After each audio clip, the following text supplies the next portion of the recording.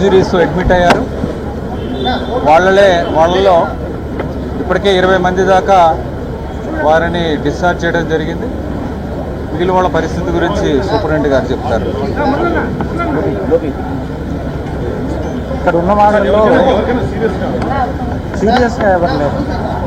తగ్గిన వాళ్ళందరికీ కూడా ఇద్దరికి ఈ బోన్ ఫ్రాక్చర్స్ ఉన్నాయి, వాళ్ళు స్టేబుల్గా ఉన్నారు.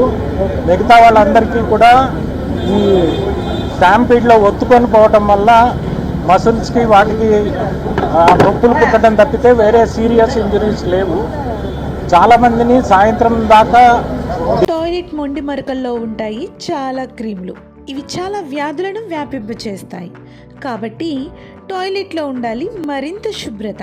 శుభ్రమైన మెరిసే టాయిలెట్ కోసం కావాలి కొత్త neo fresh toes toilet cleaner.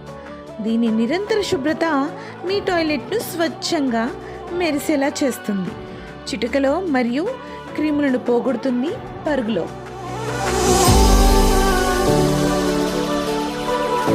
Discharge చేసేటువంటి పరిస్థితిలో ఉన్నారు. ఒక 2-3 మాత్రము ఇంకొక 2-3 రోజులు అబ్జర్వేషన్లో ఉండవలసి ఉంటుంది.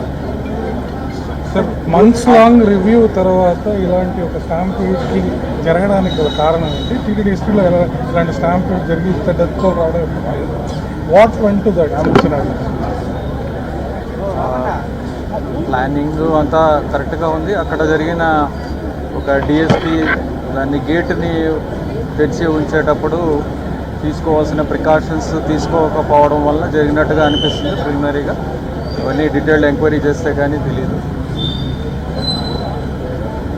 ఇంజ్యూర్డ్ అయిన పిల్గ్రిమ్స్ని పరామర్శించడానికి ముఖ్యమంత్రి దురదృష్టవశాత్తు జరిగిన సంఘటనలో 5 చనిపోయారు.